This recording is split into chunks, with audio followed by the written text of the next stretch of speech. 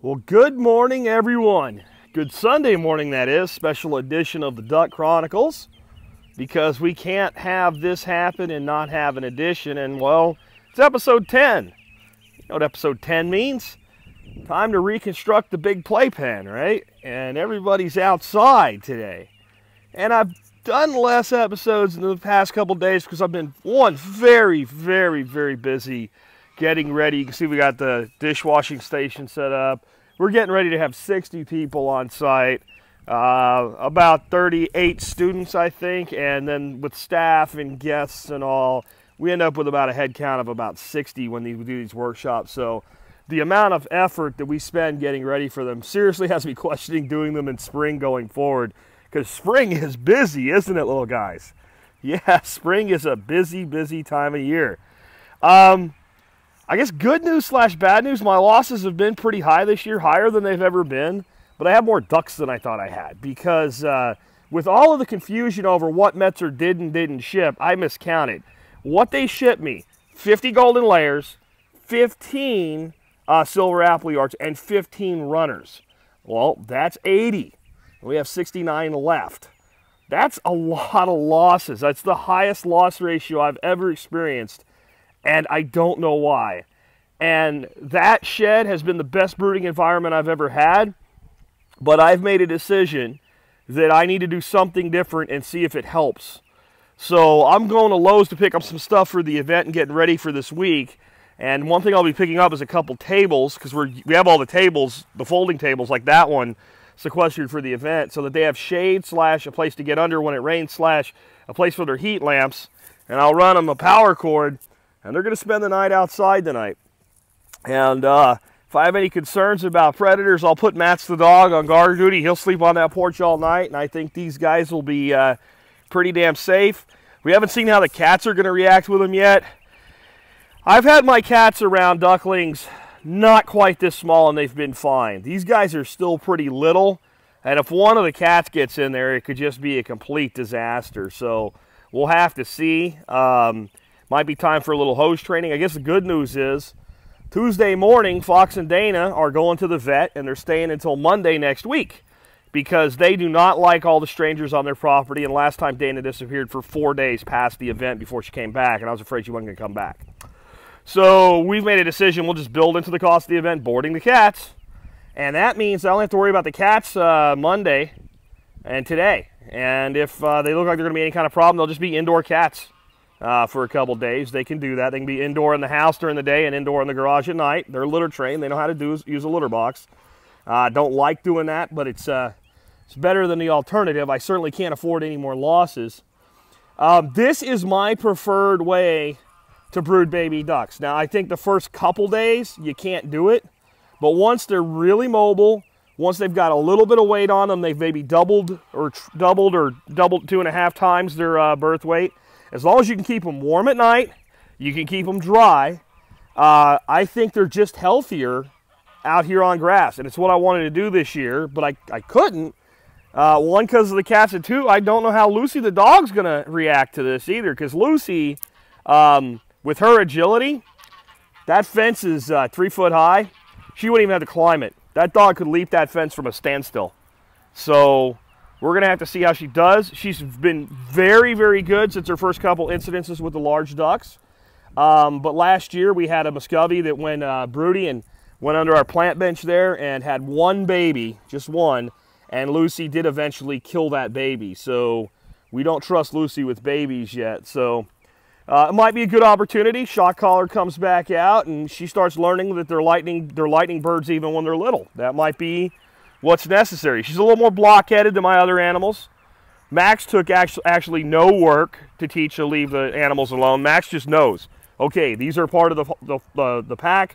We protect them. We don't bother them. Charlie took some training, but not a lot. Lucy's been a knucklehead, and, you know, she's a stray.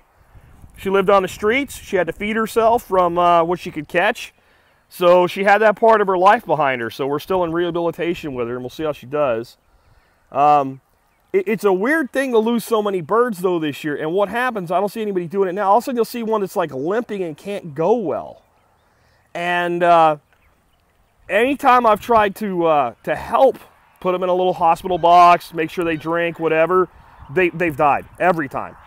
When we've done nothing except maybe make sure they get to the water, they seem to pull through sometimes. So I don't know what's going on. I've never seen anything quite like this before.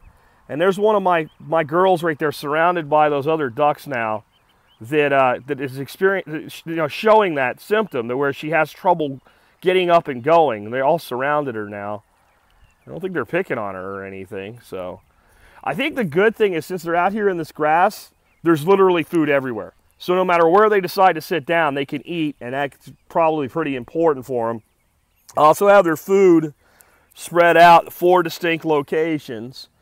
And you can see that they have their buckets. Now, they can make the ground a little wet with the buckets, but this isn't like years before where we've had the tins out where they can get in them and make a complete mess. I don't think they're ready for that yet, and frankly, I need to keep these guys as close to the house as possible for at least 2 weeks. I would think in 2 to 3 weeks we should have feathers, shouldn't we? We should have a little quacking going, and we should not be able to fit between the 2x4-inch fencing. And once we can't fit through the 2x4-inch fencing and we got some feathers on us, our happy little duck butts are going to go over there with all of the adult ducks and be flock integrated. And our hard work for this year will be over. And at that point, I expect we'll have no more losses. And I'm hoping we don't have any more. Yesterday, I had no losses. The day before, I had no losses. We went 3 straight days with no one going down. We've had some limpy ducks, but no down ducks. This morning, I went in to check them out, and I'd already decided we were going to do this. Another reason we're doing this, it's unseasonably warm. It's going to be 90 Monday. If it's 90 outside, what do you think a temperature in there is going to be, even with fans? It's just too hot for a duck. It really is. Everybody wants to keep them warm.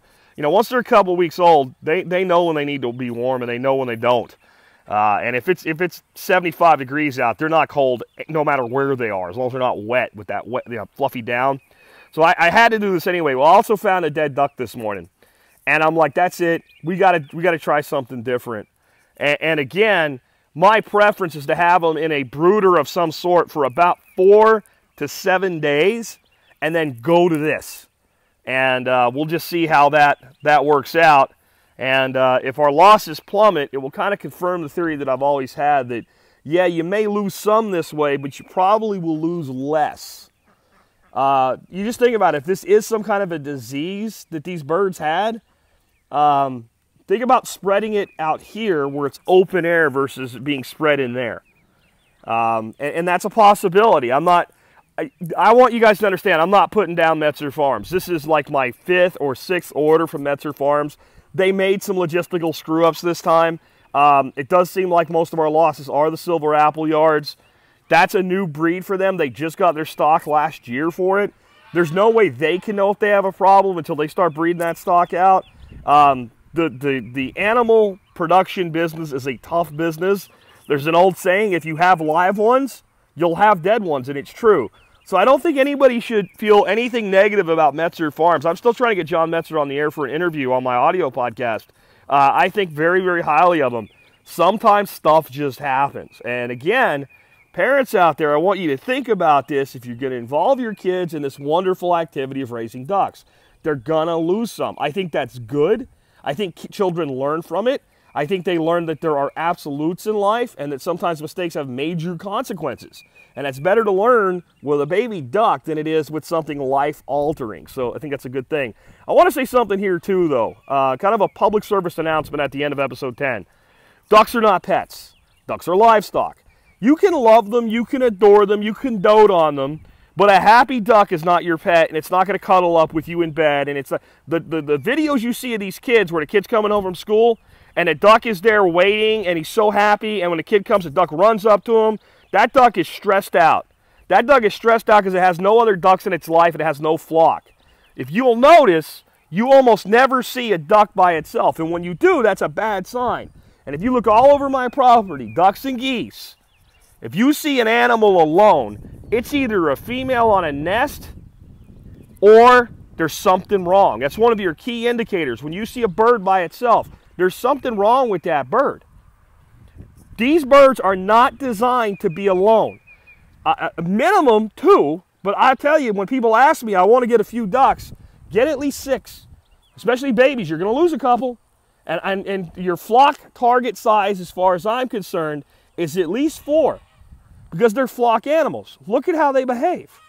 And no matter where you look, you're going to see that. And what you'll see is even when there's not a lot of drakes, I'll find a girl like laying over there by that tank. And there'll be another girl sitting there waiting, standing guard for her while she's laying because she's decided she wants to lay in the middle of the day. That's how these animals are. They're social animals. They're not pets. Keep that in mind. Enjoy them, but understand what they really are.